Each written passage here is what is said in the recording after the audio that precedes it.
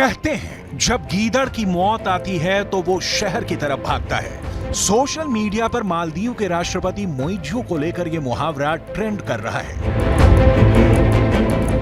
भारत से विवाद के बाद मालदीव के राष्ट्रपति मोइज़ू चीन पहुंचे हुए हैं। वहीं मालदीव में उनके खिलाफ अविश्वास प्रस्ताव की तैयारी हो रही है। कुल मिलाकर भारत से विवाद के बाद अपने घर में घिर गए हैं मालदीव के राष्ट्रपति। प्रधानमंत्री नरेंद्र मोदी पर अपमानजनक टिप्पणी करना मालदीव की सरकार को काफी भारी पड़ता नजर आ रहा है। मालदीव सरकार टिप्पणी करने वाले अपने तीनों नेताओं को सस्पेंड कर चुकी है, मगर भारत के सख्त रुख से मालदीव की सरकार के सिर पर संकट के बादल मंडरा रहे हैं। वहां सरकार गिरने के आसार दिख रहे हैं, क्योंकि मालदीव में विपक्ष राष्ट्रपति मोहम्मद मोइज़ू को सत्ता से बेदखल करने की मांग कर रहा है। मालदीव के सांसद अली अजीम ने सोशल मीडिया प्लेटफॉर्म एक्स पर सरेआम सरकार के खिलाफ अविश्वास प्रस्ताव लाने की मांग की है। उन्होंने लिखा कि मालदीव के राष्ट्रपति मोहम्मद मोइज़ू को उनके पद से हटाने के लिए कदम उठाए जाने चाहिए, यानी भारत विरोधी कदम उठाकर मालदीव की सरकार ही खतरे में पड़ गई है। मालदीव के पूर्व खेल मंत्री अहमद महलूफ ने कहा है कि भारत के बॉयकॉट का मालदीव की अर्थव्यवस्था पर गहरा असर पड़ेगा। मुझे चिंता है कि हमें दोनों देशों के बीच विवाद का खामियाजा भुगतना मुश्किल होगा।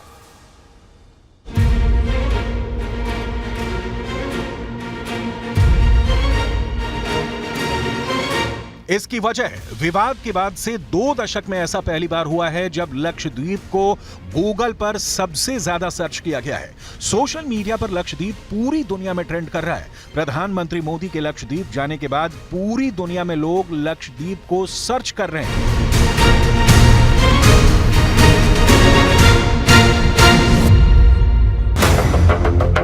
इस पूरे विवाद पर न्यूज 18 इंडिया ने लक्षद्वीप के प्रशासक प्रफुल्ल पटेल से बात की। उन्होंने लक्षद्वीप का दौरा करने के लिए प्रधानमंत्री की जमकर तारीफ तो की ही, ये भी कहा कि लक्षद्वीप पर्यटकों का स्वागत करने के लिए तैयार है। सच बताए तो जो होना चाहिए इतना 7 दशक तक नहीं हुआ है, वो पीड़ा का विषय है। लेकिन टूरिस्ट की जितनी भी आवश्यकता है, इसको पूरा करने के लिए हम पूरी ईमानदारी से, पूरी निष्ठा से, पूरी ताकत से लगे हुए हैं। वहीं प्रधानमंत्री नरेंद्र मोदी की ये तस्वीरें मालदीव के घर घर में देखी जा रही हैं। मालदीव की सत्ता के गलियारे से लेकर आम लोगों के बीच बस इन्हीं तस्वीरों की चर्चा है। वजह है भारत में चल रहे बॉयकॉट मालदीव का कैंपेन। अभिनेता अमिताभ बच्चन से लेकर क्रिकेटर सचिन तेंदुलकर तक मालदीव के खिलाफ पोस्ट कर चुके हैं। भारत और प्रधानमंत्री नरेंद्र मोदी के खिलाफ सोशल मीडिया प्लेटफॉर्म पर मालदीव के मंत्रियों की अपमानजनक टिप्पणियों की Maldives association of tourism industry ने कड़ी निंदा की है। एसोसिएशन का कहना है कि ऐसी टिप्पणियों की निंदा करते हैं क्योंकि हमेशा मुसीबत के वक्त भारत मालदीव के बचाव में सबसे आगे रहता है। इस बीच न्यूज 18 को सूत्रों के हवाले से बड़ी जानकारी मिली है। हमारे सूत्र बताते हैं कि मालदीव की सरकार कट्टरपंथियों के दबाव में भारत विरोधी स्टैंड ले रही है। दरअसल मालदीव के कई ऐसे नेता हैं जो ड्रग डीलरों और कट्टरपंथी गुटों से फंडिंग ले रहे हैं। ये कट्टरपंथी गुट भारत से नफरत करते हैं, लिहाजा इन्हें खुश करने के लिए मालदीव की सरकार ऐसे कदम उठा रही है जो भारत विरोधी है। इस विवाद का एक सिरा चीन से भी जुड़ता है। मालदीव के राष्ट्रपति मोइज़ू जब सत्ता पर काबिज हुए थे तो वह इस नारे के साथ आए थे, इंडिया आउट। उन्होंने कसम खाई थी कि मालदीव से भारत के सैनिकों को वह वापस भेजेंगे और इस पूरी कवायद के पीछे मास्टरमाइंड चीन को माना जा रहा है।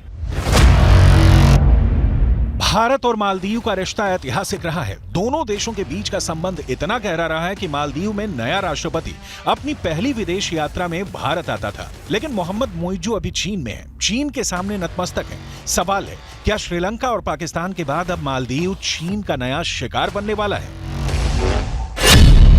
चीन के कर्ज जाल में फंसकर पाकिस्तान पूरी तरह से कंगाल हो चुका है। चीन के कर्ज जाल में फंसकर श्रीलंका आर्थिक तौर पर बर्बाद हो चुका है और अब उसी राह पर मालदीव है। कर्ज का दाना फेंककर कैसे मालदीव को भी ड्रैगन अपने खूनी जबड़े में फंसाने की तैयारी में है, इसका कच्चा चिट्ठा हम आगे खोलेंगे। उससे पहले आइए ये जानते हैं कि कैसे मालदीव में कट्टरपंथियों का दबदबा बढ़ता जा रहा है। न्यूज़ 18 की इन्वेस्टिगेशन में मालदीव के बारे में बड़ा पर्दाफाश हुआ है। खुफिया रिपोर्ट्स के मुताबिक मालदीव की बनी नई सरकार और यहाँ के राष्ट्रपति कट्टरपंथियों के हाथों की कठपुतली बन चुके हैं और बैकडोर से सरकार पर पूरा कंट्रोल इन्हीं कट्टरपंथियों का है। ये रिपोर्ट सामने आई है कि मालदीव के राष्ट्रपति ने कट्टरपंथी संगठनों से ये वादा किया था कि वो हर हाल में भारत को मालदीव से आउट करके ही दम लेंगे और इसी एजेंडे को पूरा करने के लिए मालदीव की जेलों के जरिए आतंकियों और ड्रग तस्करों का नेटवर्क मजबूत किया गया है। अब जो जानकारी आप तक पहुंचाने जा रहे हैं वो बेहद खास है, बहुत अहम जानकारी। न्यूज़ 18 इंडिया को सूत्रों से मालूम चला है कि बीते कुछ साल में बड़ी तादाद में, बड़ी संख्या में मालदीव से युवा सीरिया में आतंकी संगठन ISIS में शामिल हो रहे हैं। इतना ही नहीं, कट्टरपंथियों के गुट मालदीव के राजनीतिक दलों को पैसे तक पहुंचाते हैं और साथ ही साथ मालदीव के राष्ट्रपति मोहम्मद मुइज़ू के इन कट्टरपंथियों से रिश्ते भी हैं। यह बहुत बड़ा खुलासा है सूत्रों के हवाले से और इस वजह से वहां की सरकार उन कट्टरपंथियों के इशारे पर काम भी कर रही है। आगे बढ़ते हैं। ये कट्टरपंथी मालदीव को एक कट्टर मुस्लिम देश बनाना चाहते हैं, इसलिए वो भारत के खिलाफ खड़े हैं, जबकि भारत और मालदीव की दोस्ती काफी पुरानी रही है। मालदीव के अंदर एंटी इंडिया प्रोपेगेंडा और वहां आतंक को बढ़ाने में चीन का भी हाथ बताया जा रहा है, क्योंकि दुनिया जानती है कि चीन के उकसावे पर मालदीव के मंत्रियों ने भारत विरोधी ट्वीट किया और जब मालदीव को लगा कि उनका दांव उल्टा पड़ गया है तो मालदीव के राष्ट्रपति मोहम्मद मुइज़ू सीधे चीन के पैरों में नाक रगड़ने के लिए पहुंच गए। पिछले कुछ वर्षों में मालदीव ने चीन से भारी कर्ज लिया है। आंकड़ों के मुताबिक फिलहाल मालदीव की जीडीपी का करीब 6.5 बिलियन अमेरिकी डॉलर है, जबकि मालदीव के बजट का करीब 10% हिस्सा चीन का कर्ज चुकाने में चला जाता है। भविष्य में अगर कर्ज समय पर नहीं वापस हुए तो मालदीव के आइलैंड भी चीन के हाथों में जा सकते हैं। वहीं 2023 में मालदीव आने वाले चीनी पर्यटकों की तादाद में अचानक से तेजी देखने को मिली है। 2022 में मालदीव पहुंचने वाले टूरिस्टों में चाइनीज 27वें नंबर पर थे, जो 2023 में अचानक से तीसरे नंबर पर पहुंच गए हैं। चीन हमेशा जिनके साथ डील करता है उन्हें बर्बाद करके छोड़ता है। भारत के साथ तनाव का चीन पूरा फायदा उठाना चाहता है, इसलिए मुइज़ू के समर्थन में चीन ने उनकी यात्रा को मालदीव के हितों से जुड़ा बताया है। लेकिन पूरी दुनिया जानती है कि अगर भारत के लोगों ने मालदीव से मुंह मोड़ लिया तो उसका बैंड बच जाएगा। मालदीव की अर्थव्यवस्था में पर्यटन की हिस्सेदारी बहुत अधिक है। वहां जीडीपी का करीब 28% हिस्सा टूरिज्म का है और आंकड़े बताते हैं कि मालदीव की सैर करने के लिए सबसे अधिक सैलानी भारत से ही जाते हैं।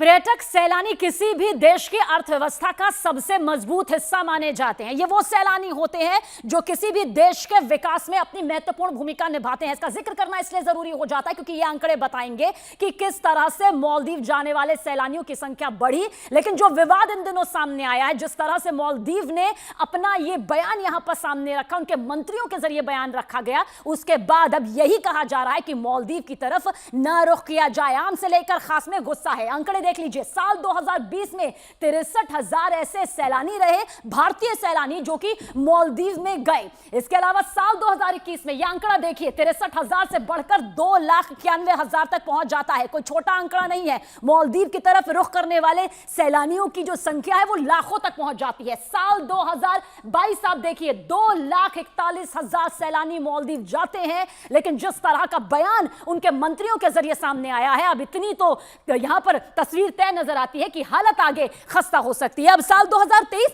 यानी कि जो गया हुआ साल है, उसमें देखिए 2,09,198 जो सैलानी हैं वो मालदीव की तरफ रुख करते हैं भारत की तरफ से। लेकिन अब ये पूरा विवाद जो सामने है, इसका खामियाजा मालदीव को, उसकी अर्थव्यवस्था को पर्यटन के लिहाज से भुगतना पड़ेगा।